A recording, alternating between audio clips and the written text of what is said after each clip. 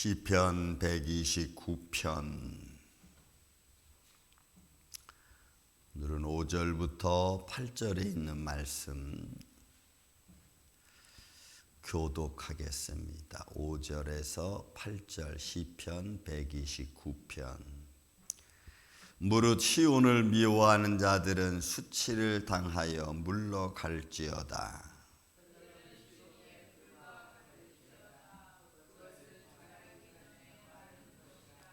이런 것은 베는 자의 손과 묶는 자의 품에 차지 아니하나니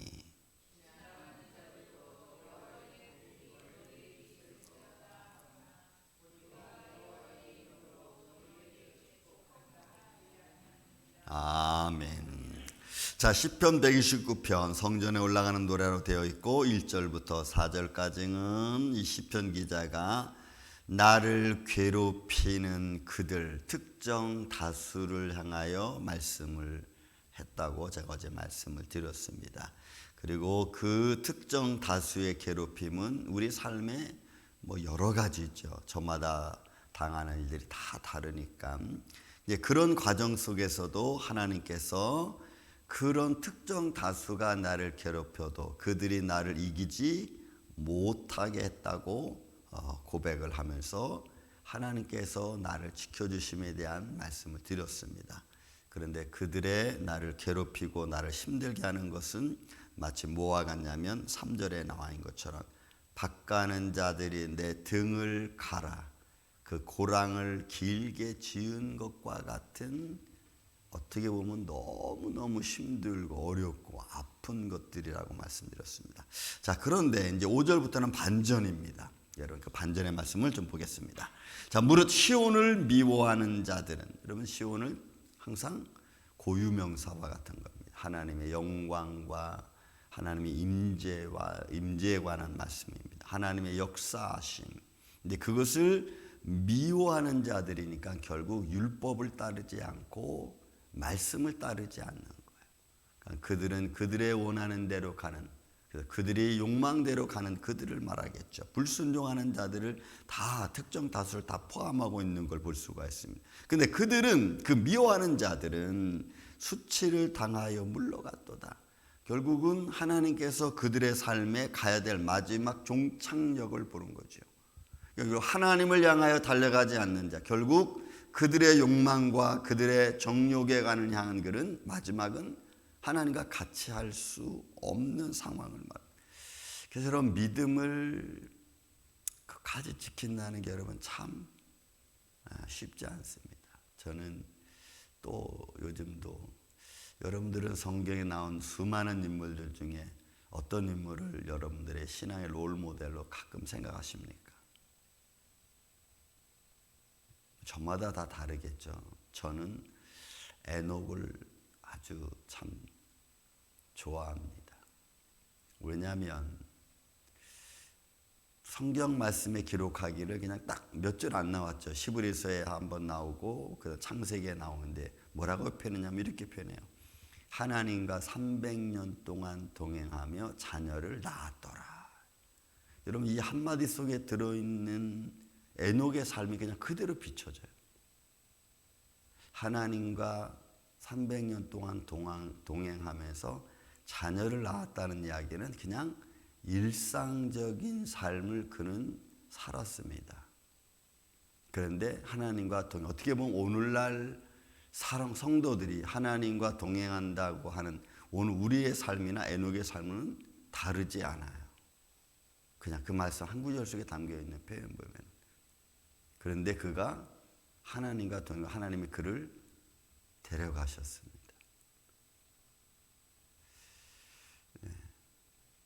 그러니까 평범한 속에서 하나님을 따라가는 자의 삶이 여러분 쉽지 않다는 거예요.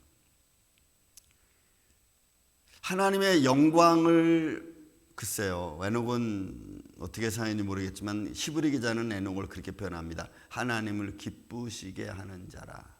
하나님 기쁘시게 하는. 그러니까 우리의 삶 속에 하나님이 기뻐하시는 일을 선택할 수 있는 인생을 산다는 것은 엄청난 결정입니다.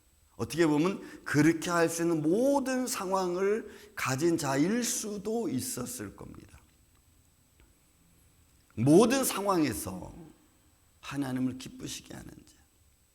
그런데 그런 하나님의 영광을 미워하는 자들의 삶의 결과는 결국은 여러분 종말론적으로 얘기한다면 결국 이들은 멸망의 모습이죠. 수치를 당하여 물러갔다고 하는 이야기는 하나님의 영광 앞에 설 수 없는 상황이 벌어지는 거예요. 왜요? 시온을 믿지 않는, 순종하지 않는 사람들이니까, 미워하는 자들이니까. 또 그들의 모습은 어떻습니까? 그들은 지붕의 풀과 같을지어다. 그들의 존속은 존속하는 것 같지만, 있는 것 같지만 결국 그들의 끝은 없어요. 저는 어렸을 때 초가집에서 살았습니다. 저 충청북도 중원구 소태면 야동이라고 하는 산골짜기 초가집입니다. 몇 년에 한 번씩, 제가 보기에는 한 몇 년에 한 번씩 초와 지붕을 좀 이렇게 갈았던 것 같아요. 근데 거기서 제일 많이 나오는 것이 군뱅이, 매미 유충, 군뱅이. 그 다음에 그죠? 초가집에 풀이 이렇게 자라잖아요. 가끔. 그리고 그건 땡빛에 그냥 말라 죽어버리고 맙니다. 생명력이 있는 것 같지만 그러나 땡빛에 그냥 말라 죽어버려요. 그러니까 지붕의 풀과 같은 것은 결국 아무 의미가 없어요. 존재의 의미가 없고 존재 가치도 없습니다. 그러니 시온을 미워하는 자가 그러하고, 그죠? 괴롭히는 자가 그렇다는 모습이죠. 그리고 그들은 그것은 자라기 전에 이미 마르는 거예요. 그들의 삶의 모습입니다. 시온을 미워하는 자들의 모습이고 하나님 밖에 있는 자들의 모습이죠. 그것은 자라기 전에 마르니까 희망과 소망도 없습니다. 우리는 시대를 바라보면서 믿음의 마음을 갖고 믿음의 눈을 갖고 시대를 바라볼 때에 그 안에서 우리는 소망을 어디에 두어야 되는가를 여러분 믿음의 사람들은 봐야 되고 결정해야 됩니다.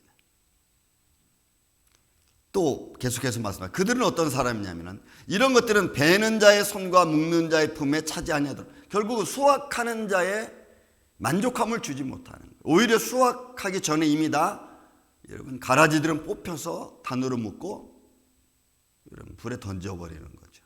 수확하는 자의 마음에 차지 않아요. 이런 말씀 보면 저는 가끔 어렸을 때 농사에 보면 저는 자라날 때 여러분 벼가 자라날 때는 벼의 잎과 피라고 하는 그 잡초의 잎과 구분이 거의 안 돼요. 여러분 거의 안 돼요. 저도 몰라. 근데 아는 분들은 잘 발견해.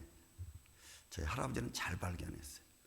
근데 저도 발견할 수 있을 때가 언제냐면 거의 이제 이게 자라서 벼는 그죠? 익어서 이제 벼가 나오죠. 근데 피는 그게 안 나와. 그리고 웃자랍니다. 그래서 웃자라서 금방 할 수가 있어요. 근데 벼가 막 무르익어서 익어갈 때 피는 웃자라면 이거 다 뽑아줘야 돼요. 왜냐면 영양분을 다 뺏어가니까 다 뽑아줘야 돼요. 그러니까 베는 자의 수확하는 자의 마음에 들지 않아요. 그들은 자기들의 욕망 속에서 여러분 마지막 때 세례 요한의 말처럼 도끼가 여러분 나무 뿌리에 놓였을 때에는 이제는 더 이상 뭘 기대하겠어요. 예수님은 마태복음 9장에 말씀합니다. 수확할 것은 많은데 여러분 종들이 적어요. 이제는 수확할 때가 점점 가까이 오는 거죠. 하나님의 마음이 합한 자, 하나님이 정말 인정하는 자, 하나님의 영광을 향하여 나아가는 자, 하나님 마음에 합한 자. 저는 우리 임마누엘교회가 어제 수요 전에 말씀드렸지만 마지막 주님이 오시는 그날까지 우리 교회에서 찬양과 말씀과 기도가 쉬지 않는 교회가 되기를 저는 주님께 기도합니다. 대를 이어서 또 우리 사랑하는 우리 장로님, 우리 권사님들이 끝까지 우리에게 주어진 믿음의 삶을 잘 감당하시고 정말 하늘의 복 안에서, 저는 가끔 우리 어머니 계실 때, 살아계실 때 그런 말씀을 합니다. 노년에 우리가 하나님의 일을 할 수 있는 축복의 마음, 삶을 산다는 것은 그보다 아름다움이 없어요.